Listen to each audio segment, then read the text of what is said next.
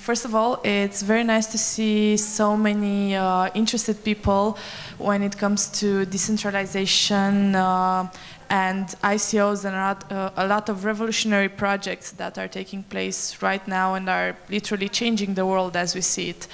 I'm very happy to have here my fellow panel colleagues, so to say, and to take a view from them on how ICO marketing should take place, because if we look at how the market looked about 1 year ago and the way it looks now, we can see definitely huge differences on approaching an ICO, on pursuing this kind of project, and on different regulations and different strategies when it comes to attracting investors.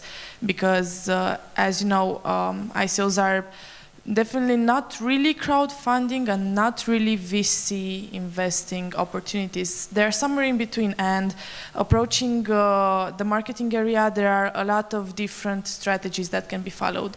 So what I would like to start with, the first question for you guys is, when do you think is the best moment for a startup to announce their ICO? And I will start with you.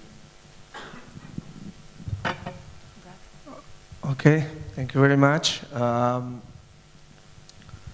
I think they have to do quite a lot of, let's say, things before they announce an ICO, because it's getting, like you said, really harder and harder nowadays to stand out. It's like zillions of ICOs daily coming out, and announcing it, in my opinion, should be really, really. Actually, it's not an easy decision, because by the announcement you commit yourself. You commit you will do something, and you announce it. You do the white paper, you do the light paper, you search for the advisors, for team members and everything else, to raise actually some funds to develop this great idea you have. So it's hard to tell when. It's more important why, and after why it should be, is it really necessary? Because lately we had this discussion before today that it's important decision that the company really needs to take, and it's not easy. So it's more on that than when. So you'd say that it rather depends on the kind of project and the specifics of it. Exactly. What do you think, Brad? I think there's a right timing for each ICO, and as he was saying, there's a lot of preparation that needs to go into it. So the best timing is after you're prepared. And what I mean by that is you need to have your white paper ready. You need to have a lot of pieces in place, including some of your pre-sale investors, so that by the time you're making an announcement, you're going into your ICO with some momentum.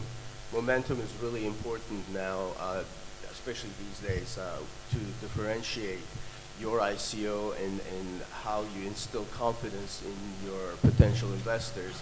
So it's important to get to a point. It's not X amount of days after you had the idea or after you developed something, but it's more, when do you have enough momentum to share it with the world so that that momentum carries into your public sale. Tudor? Okay, so to build upon what Brad said, I think that the right moment, so to say, not necessarily the best moment, would be after you first have an alpha product at least. Because right now there's like so many ICOs, they don't actually have a product, they just have an idea and the white paper. Now people are expecting protocols, they're expecting to see something that actually works. So besides that, maybe in the moment when you think that you're prepared, perhaps wait 1 more month to prepare everything, to have some well-defined KPIs that you can measure after you launch your ICO.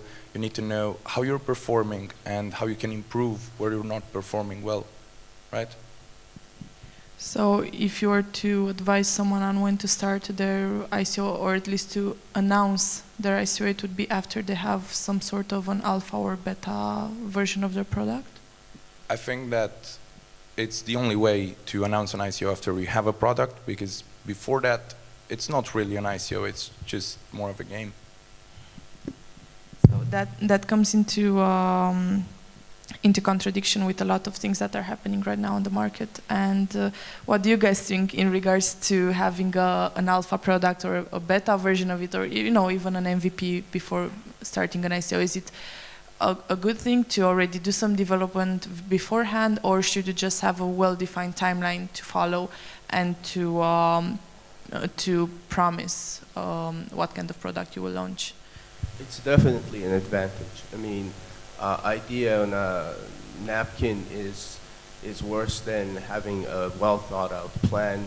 A white paper is better than those. Alpha product is obviously better than the white paper because now you have something you can actually show and people can experience. Beta is better because you have more refinement into it, and it's wherever you can take the project before you need to pull in ICO funds. Because if you need the funds, then you can't wait till you have a product. Yeah, things have been changing a lot lately, and the blockchain ICO world is becoming more like the investing world we know before blockchain ICOs. And that means that you have to show to the investors that you have to have the team that knows how to do the product, and it sure helps to actually have at least something done so far, so they are convinced that after ICO you actually do what you promised you'll do. Otherwise, it's hard to convince them. The first days of ICOs, when the money just flew in, whatever the good idea you had, and everyone just investing, and it was so easy to raise money. Those days are gone. Nowadays, you really have to show something before you can get some money. Please. Having sales is even better. So we are really seeing a market that is growing up really fast. Like if we look at the lifetime of a person, it's like having a teenage-like market that has been trying to reach maturity, and probably the next year will be decisive. When it comes to planning your marketing details, such as team, maybe white paper, timeline, everything, what element do you think weighs the most when it comes to promoting your ICO? Is it the team, the white paper, a good timeline, a good concept, maybe a more technical description? Which ones do you think that are the most important ones in promoting an ICO and getting to the actual people? What do you think attracts them more? Well, in my opinion, the white paper, it's actually your base. It's where you actually, the thing you can show to the potential partners, investors, whomever, and it's the baseline. Without it, I don't think you have anything to talk about for real. So that's the key part. And usually, if you think about it, it's your business plan. So you have to think all things truly before you can continue. So I think that's the crucial moment. When you have it, things then slowly just develop out of it. I think they're all equally important, but I would weigh more towards the team, because that's going to be the hardest element to change. If you don't have the right team, I think it's going to be an uphill battle trying to get investors on board or come up with the best strategy moving forward. I'd say that the most important aspect would be transparency, since this is, after all, the blockchain. So basically, before, when you had, like, you were pitching a venture capitalist, you just had to show yourself in front of the investors, but there were like 4 or 5 of them. Now there's thousands of them, and they all have to know you. They have to know who they're investing in, not just the product. So basically, I think that one of the most important things would be for the founders themselves to be in the communication channels, so that they can talk with the people. Because when you're behind the scenes, you can see all of the things that are happening. But as an investor, you only see what's shown to you. So when you get to empathize with the founders, you can actually believe in the vision, right? As you were saying about thousands of people that you have to appear in front of, we are slowly moving towards community management. And how do you handle so many people that are interacting with you? Because now we have Telegram groups, WeChat groups. Kakao chat and have all Yeah. these sort of things. Yeah, Yes, and apart from that, we have like a cross-continent and cross-culture way of promoting everything. If in a traditional application we start with promoting something in a special region or special geographical area, now we just go worldwide from the first try. Which environments or channels are the ones where an ICO should be mostly promoted, and how do you think that an ICO impacts as many investors as possible from a community management point of view? Okay, so one thing that I've noticed is that ICOs focus way too much on the English channels and way too little on the native channels. Because there's still a lot of people that can understand technology and they can understand blockchain, but they're not so good English speakers. So a complicated white paper can confuse them. So basically, focusing on not just Telegram, you need to have like a Kakao chat for the Korean part of things. You need to go on Naver, which is basically the Korean internet, which you can't even access without having a Korean ID. That's something you have to prepare beforehand. You have to talk to someone. Then you have to make a WeChat. You need to appeal to the Chinese community. And you need to have all of these things. You need to have like a group, for example, with all of your translators, so that when you make an announcement, you can get that announcement translated and centralized and posted into every local thread of your ICO. Because that way you're actually reaching way more people and they can forward that information. They can go home and talk to their friends about it because it's in their own language. They can understand it better, you know. What do you guys think about approaching the community? Do you think that a community manager should be only one person, have a team, have a dedicated company for that? How would you do it? Definitely think global, act local. So a team is mandatory because ICOs are global. Even if the majority of your investors are localized in one part of the world, you want to think about other regions you can activate and offer your not only tokens but services to. So it has to be a team that you have to use native speakers, and just like Tudor was saying, you have to approach it in an organized manner, because without expertise in community management, you're gonna have a really steep learning curve, and that's gonna affect your ICO if you're learning on the go as you're trying to fundraise. There are so many channels used right now for the promotion of the ICOs, and you can, I don't think anyone can tell, well, this is the golden road, here you go, and you have your answer, just promote here and you'll get millions like that. Fortunately, this doesn't go, so you have to manage quite a lot of channels from Telegram and everything else in different languages, and to do that, one person doing 24/7, it's just not possible. So you have to have a team, a good dedicated team that really knows the product, knows everything about it, and really cooperates, talks to each other, and really do it as good as possible, and be locally present as much as possible. Although at the end, it's nowadays a lot of investments actually comes from more like peer-to-peer, meaning more personal talk with the potential investor groups or something like that. But you still have to do quite a lot on general marketing just to show some support and knowledge of the field. Do strategies such as Facebook ads or Google ads promotion work like they did in, let's say, other industries or older, more established brands? Is like a Facebook campaign working as good as a Bitcoin talk thread?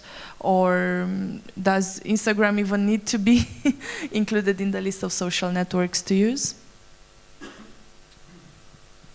Like many times said, today depends probably. What's your product? What industry are you chasing? And who do you need to talk to? Because some entities are using one channels and one approach, others are other. It is business to business, business to customer. It's always human to human, but nevertheless, it really depends. And like I said before, I don't think that you can put aside any channel. You have to keep in mind all of them and just try to see what works for you the best. I don't see a golden button. Yeah, an omni-channel approach is best because all your marketing activities are going to enhance each other. So if you just do PR, you may get 10% conversion, but if you do PR and then you retarget the same people with paid ads, then it's not only going to add maybe another 10% on retargeting, but it's going to push your PR to a better conversion too, because you're creating multi-touch points for different people to learn about your project and your team and your ICO, and that always gives better results. What do you think? So, in blockchain, I think that, first of all, when you target someone, you're not just targeting a consumer of your product, you're targeting someone who's both a consumer and an investor. So that's two separate types of people, first of all. And besides that, as Brad said, you need to have an omni-channel approach to it, because you need to be on Facebook, you need to be on Twitter, you need to be on LinkedIn, because on all of these social media channels, there's different people that you can appeal to. And if you're not doing it, then it's just basically a lost opportunity for you. It's lost money. So besides that, when you target them, if you already have like an established community, you need to understand who your community is and why it's composed of those types of people, so that you can target the same types of people going on. We've been focusing a lot on the online aspect of marketing so far, and there is another very important aspect, especially for the pre-sale, I would say, which is the roadshow, basically, going to conferences, being present, talking about your product. And this usually involves the co-founders and the team especially, and I would like to know your opinions on what would be a good approach on heading to conferences, discussing, pitching, and promoting your product to, well, bigger investors, first of all, and also to make it more appealing to the community and to the business area. I would start with Brad. Well, definitely plan a roadshow. We've seen across all the campaigns we touched, the best results coming from just like Igor was saying, human-to-human interactions, because that's the fastest route to getting to know someone and legitimizing who you are and what your project is. It's really nice to have a flashy LinkedIn profile or online presence, but at the end of the day, all that can be fabricated. When you're talking to someone face-to-face at an event like this one, you know, if you know what you're talking about, it's going to come across, and people are going to have a little more comfort with your project. If you don't know what you're talking about, it's going to be very difficult to pass as an expert in whatever you're doing. So plan a roadshow and try to get to the events that make most sense for your project. So it doesn't have to be a roadshow solely about blockchain events. It could include some industry conferences where you get exposure to the community that's within your industry, and then bring the crypto community, the blockchain community on top of it, so you are widening your reach for your project. Let me put it that way, that as a small investor, let's say, I would much rather than just to read or watch a video of some company, actually talk to the founder, see him, feel his enthusiasm, and really get in touch with the product personally. That will surely open my wallet much wider than it would just online business. So this channel, I think, is still working great, and it should not be neglected. It should be maybe emphasized even more. Well, that's it. Yeah, so basically all of this marketing, when you're behind the screen, you can see the tech, you can check it, you can say, okay, team looks all right, the tech looks all right, but when you actually meet people, like Brad said, you can empathize with them, you can understand why they're doing what they're doing, and what's the actual vision behind it, or are they doing this just so in order to raise some money, or are they doing it for an actual purpose? So when you go to these conferences and you talk to people about your product, and they can see that you're passionate about it and that you're doing this with a purpose, that's the way that you create hero supporters, you know. So because you cannot be 24/7 on it. So on your Telegram group, where there's thousands of people, you cannot be non-stop there. So when you're not, and someone comes to troll you or to attack you, well, if you were at the conference and some of the people in the Telegram channel, they met you at that conference, maybe they'll turn into hero supporters, and now they'll defend you for you because they know who you are. So they can stand up for you. That's the thing. So you would say that being actually present at these kind of conferences would actually emphasize the product and the dream that you have in achieving it? Yes, basically, because after all, every product is just as much as the team behind it, and the team behind it is just as much as how invested they are, how much they care about it. Is it a problem that they had themselves that they're trying to solve, or is it just something to make some quick cash? One of the last questions I have is on how to approach a change in the timeline during the ICO. Sometimes we see that either ICOs change a bit their timeline, such as adding 2 more weeks or moving the public sale further, or they might change their post-ICO timeline. And I'm curious on how do you see this? Does it usually affect in a negative way, or do you see it as an opportunity for investors to still take part in that project?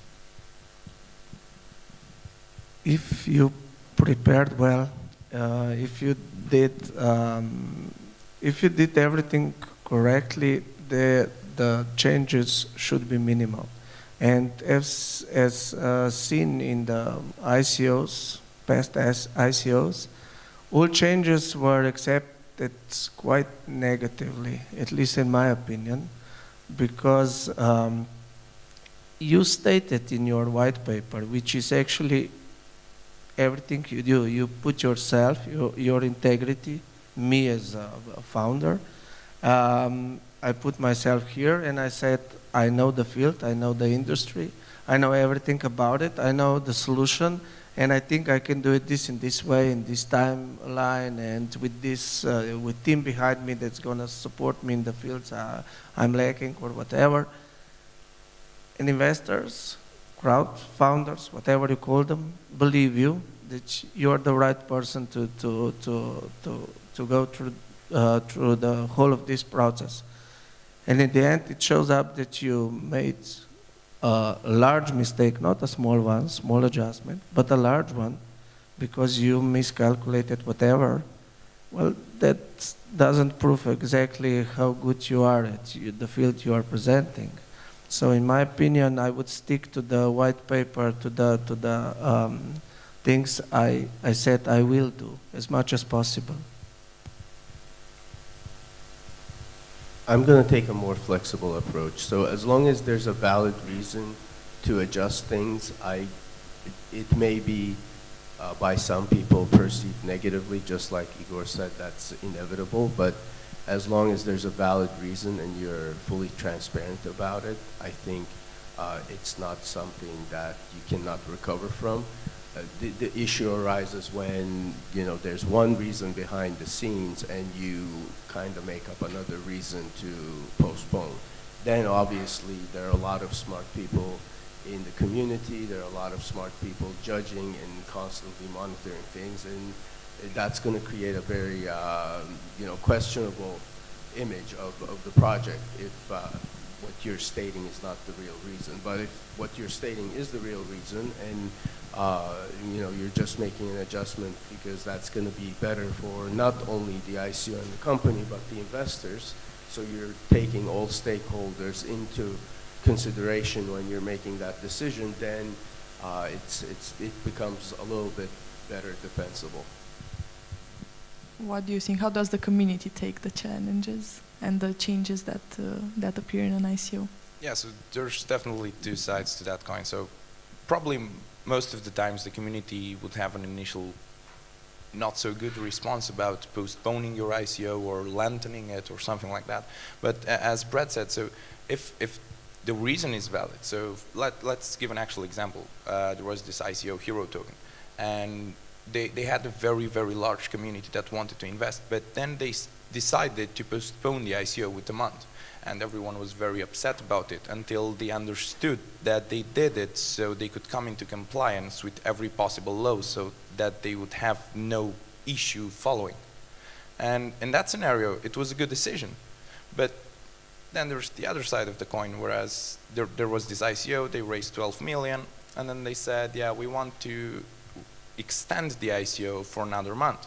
And what happened is that they raised another $70,000, and that's it.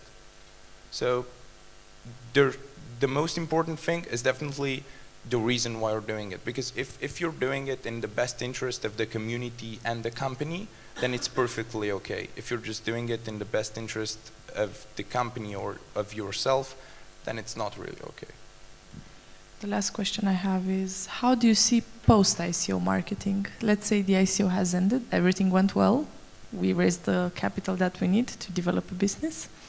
And now we are just starting to get things together. How do we handle the community management, the publicity and everything after the ICO? Because we are now in a totally different scenario. We're not trying to promote ourselves to raise money, but we are trying to prove what we've been doing. And I'll start with Brad. Well, I think that's an often overlooked part of continuing your project. And it's more important than the ICO because there's always enough communication during the ICO, at least from the eyes of the founders, about why they're raising and how much and how it's going. And then a lot of the times that communication completely stops come the last day of the ICO, and they say, okay, we're successful, and then no more. And that's a very bad decision and a dangerous place to be, because now you have thousands of people who backed your project and who are stakeholders because they expect you to deliver the tokens and they expect you to do good on your promises that you outlined in your white paper.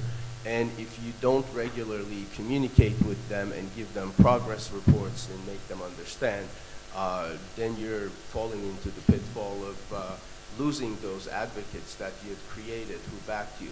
So I think you need to do more communication post-ICO. Now, the type of communication could be continuing the community engagement all the way to, now that you have the funds, active marketing of the product and the service to grow your business. But you definitely have to do more communication post-ICO than during, if you didn't do a lot during the ICO. Well, I agree with him on most of it, because if you think about it, you just have present yourself globally, found investors globally, and now you're gonna stop.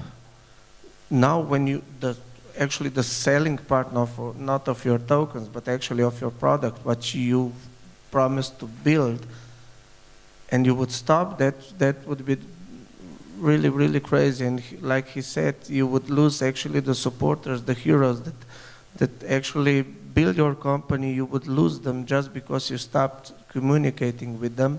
It would be ludicrous. So I think that communication and marketing should continue, maybe in a different way, on a different channels, on change a little bit of approach, maybe choose some new channels that actually target maybe your active users instead potential investors and so on. But nevertheless, the marketing should never stop. Yeah, so of course I have to agree with you, but the thing which I want to say about, so in traditional investing, when you pitch a VC and you get your funds for your startup, that's basically the first step in actually building your company. Whereas on the blockchain, a lot of companies see it as some kind of the last step or close to it. And that this is not what it is, because, so let's say that you raised 30 million. Even if you did, you're like, what, in top 200 cryptocurrencies? Is that the best place you want to be? Do you not want to progress and go forward, you know? Because all of these thousands of people that supported your project, that invested in your project, if you don't put updates, then you're not going to get new clients, which are basically the ones who go on the exchanges to buy the tokens from your previous investors. So then the price is going to go down, and you have no return on investment, and your hero supporters now are going to turn into hero attackers because they're losing money, and they're losing money because of you, because you overpromised and underachieved, basically. So definitely, after the ICO is finished, you need to double your engagement with the community, because building a community is pretty easy right now with all of this marketing, and especially if you have money. But actually maintaining a community, that's the hard thing. Thank you guys for your opinions. As you just said, the ICO is just the beginning of the ladder that you have to climb. And doing pre-ICO and ICO marketing are the first steps. The post-ICO marketing is actually keeping your product alive, and it might be the element that makes the difference between pump and dump schemes or actually having a token that will continue to exist. And we've been seeing a lot of really beautiful projects that are growing and that are being in the top 50 cryptos on CoinMarketCap right now, just because of the fact that they have good community management and they keep the communication with their investors alive. And if I would be giving names, I would say that EOS is one of the examples. TAS is another example of ICOs that have been and keep being really well connected to their community. So keep in mind the fact that you need to stay in touch with everyone as long as your product is alive, and that means not weeks or months, it means years. Are there any questions from the audience?